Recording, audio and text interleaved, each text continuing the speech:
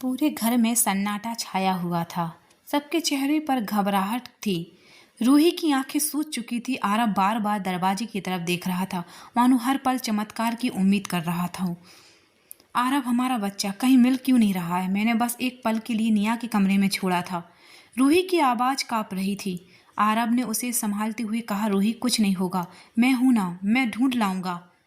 तभी निया के कमरे से हल्की खिलखिलाहट की आवाज आई। सब एकदम से उस तरफ भागे। दरवाजा खोला तो देखा बेबी निया के खिलौनों के बीच बैठा हंस रहा था।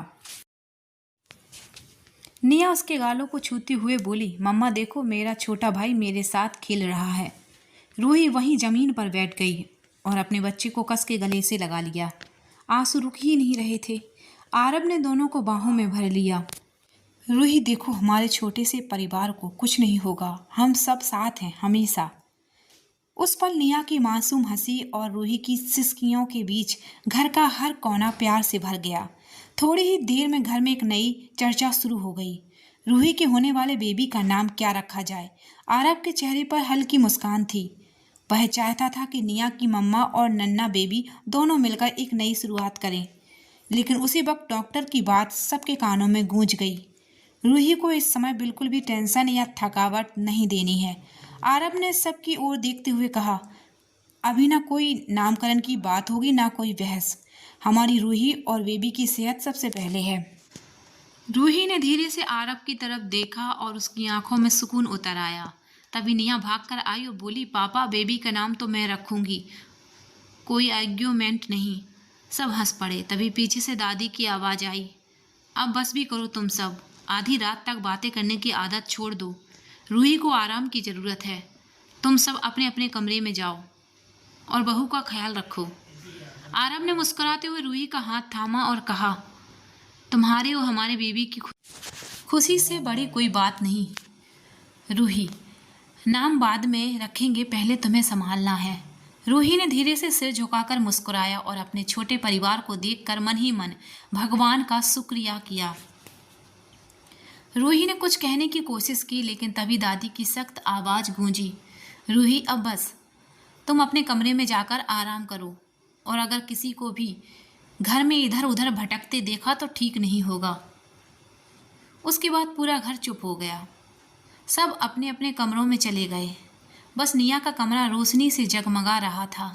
आरब की मम्मी और दादी निया को प्यार से थामे खड़ी थी। रूही ने अपने छोटे बेबी को निया के पास देखा और उसकी आंखें भर आईं। आरब ने धीरे से उसका हाथ पकड़ा और फुसफुसाया, देखा रूही, ये दोनों हमारे घर की जान है। उस रात का सन्नाटा रूही की धड़कनों में एक अजीब सुकून छोड़ गया। एक हफ्ते बाद घर में हल्की सी सजावट थी। आज रूही और आरब के बेबी की वेलकम और नामकरण की पार्टी थी। आरब कमरे के कोने में खड़ा सामने खेलते अपने दोनों बच्चों को देख रहा था। उसके चेहरे पर गर्व और प्यार की लहर थी। तभी रूही हल्की मुस्कान और सादगी से सजी सबरी हुई कमरे में आई। आरब की नज़र जैसे वहीं थम गई। उसके मन में बस एक ही ख्याल आया, क्या सच में वही लड़की है जिसने मेरी अधूरी जिंदगी को पूरा कर दिया? रूही उसके सामने आकर हल्के से बोली, आरब, कैसी लग रही हूँ? आरब की आंखों में नमी थी पर चेहरे पर मुस्कान। तुम इतनी खूबसूरत कैसे लग सकती हो रूही? उस पल मैं चारों ओर फैले सजावट और रोशनी से ज़्यादा चमक उसके बीच के प्यार में थी, क्योंकि मैं हूँ। रूही की बात सुनकर आरब के कदम ठहर गए। वह धीरे धीरे उसकी तरफ बढ़ा और उसके करीब आकर उसका चेहरा अपने हाथों में थाम लिया। रूही, तुम्हें पता है, तुम्हें इस तरह देखकर मेरे सारे डर, सारी तकलीफें कहीं गायब हो जाती हैं। पर साथ ही एक बात का एहसास भी होता है कि तुम्हें खोने का दर्द मैं कभी नहीं सह पाऊंगा। रूही ने हल्की मुस्कान के साथ उसकी आंखों में देखा। आरब ने गहरी सांस लेकर कहा, तुम मेरी सबसे बड़ी ताकत हो रूही, और सबसे बड़ी कमजोरी भी। इसलिए तुमसे वादा करता हूँ, अब कभी तुम्हें अकेला नहीं छोड़ूंगा। उसने धीरे से रूही को अपने सीने से लगा लिया। उस आलिंगन में प्यार, डर और सुकून सब कुछ मिलकर एक नई कहानी लिख रहे थे।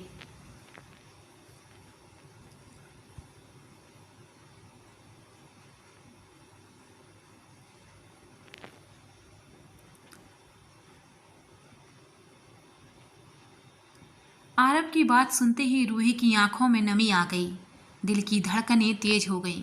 आरब ने धीरे से उसके करीब आकर कहा, अब बस दुनिया नहीं रूही, मैं तुम्हारे बिना अधूरा हूँ। रूही ने उसकी तरफ देखा पर कुछ बोल नहीं पाई।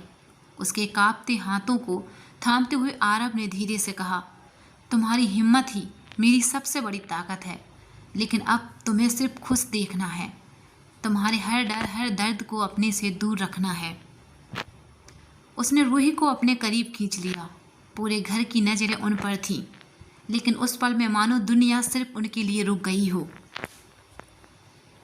निया दरवाजे पे खड़ी मुस्कुरा रही थी। दादी की आंखों में आंसू थे। सबके दिल में एक ही बात थी, रूही को सच में आरब जैसा साथी मिला जो उसे हर दर्द से बचाता है। रूही ने आरब के सीने पर सिर रखकर फुसफुसाया, अगर तुम्हारा साथ है तो मुझे कुछ नहीं चाहिए। आरब लोगों की बातें सुनकर रूही के चेहरे पर हल्की मुस्कान थी। आरब के परिवार को देखकर उसे सुकून मिल रहा था। हमेशा बेबी को लेकर जो डर उसके दिल में था, आज आरब को अपने पास देखकर वह डर गायब हो गया। आज रूही का मेकअप एक प्रोफेशनल आर्टिस्ट ने किया था। उसकी सादगी और खूबसूरती को देखकर घर के हर मेहमान की नज़र उसी पर टिकी गई। उसकी ड्रेस से लेकर झुमके तक सब कुछ इतना प्यारा लग रहा था कि आरब की आंखें उससे हट ही नहीं रही थीं। रूही, तुम सच में मेरी जिंदगी का सबसे खूबसूरत तोहफा हो, आरब ने मन ही मन सोचा। निया अपने छोटे भाई के पास खेल रही थी और उसकी मासूम हंसी पूरे माहौल को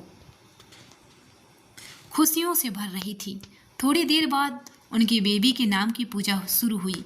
पंडित जी ने मुस्कुराते हुए कहा, बेबी के नाम का पहला अक्षर वाह से शुरू होगा। सबने नाम सोचना शुरू कर दिया। तभी निया धीरे से आरब के पास आई, उसके कान में कुछ फुसफुसाई और छोटे बेबी का हाथ पकड़कर रूही की गोद में बैठ गई। आरब ने मुस्कुराकर रूही का हाथ थामा और कहा, लगता है हमारी निया ने अपने छोटे भाई का नाम रख लिया है। उस पल घर का हर कोना प्यार और हंसी से भर गया। निया की बात सुनकर आरब के चेहरे पर मुस्कान आ गई। पंडित जी ने बच्चे का पहला अक्षर बताया तो सबने मिलकर नाम सोचना शुरू कर दिया। निया ने छोटे भाई का हाथ पकड़कर रूही की गोद में बैठना और बोली, पापा इसका नाम बेबान रखेंगे क्योंकि हमारे घर की सबसे प्यारी रोशनी है। आरब ने प्यार से निया के सर पर हाथ रखा और कहा, वाह, बिल्कुल तुम्हारे जैसे मासूम और प्यारा नाम बेबान हमारे बेटे के लिए बिल्कुल सही है। दादी ने आशीर्वाद देते हुए कहा कि हमेशा खुश रहो, भगवान तुम्हारे इस परिवार को हमेशा सलामत रखे। नामकरण का जश्न, पूरे घर में खुशियों का माहौल था। नामकरण की रस्म के बाद डांस और म्यूजिक का रंग जम गया। आरब ने रूही का हाथ थामकर फुसफुसाया, आज की रात बस तुम्हारे और हमारे छोटे परिवार के नाम। रूही की आंखें नम हो गईं। उसने धीरे से कहा, आरब, ये पल मेरी जिंदगी की सबसे बड़ी खुशी है। बैकग्राउंड में निया और छोटे बेबान की हंसी गूंज रही थी। हर नज़र में प्यार और दुआएं थीं।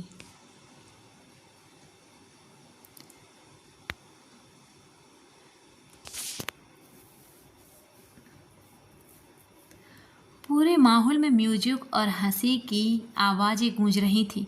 रूही की आंखें आरब की नज़रों से मिली और वो एक पल में मुस्कुरा उठी। निया और मान्या भी डांस फ्लोर पर बच्चों के साथ मस्ती कर रही थी। माहौल में बस प्यार और खुशी का जादू था। आरब की नज़र बस रूही पर टिक गई। उसकी हर अदा में उसे अपनी पूरी दुनिया नजर आ रही थी। रूही का घूमता हुआ लिबास, उसकी आंखों की चमक, सब कुछ जैसे आरब के दिल पर दस्तक दे रहा था।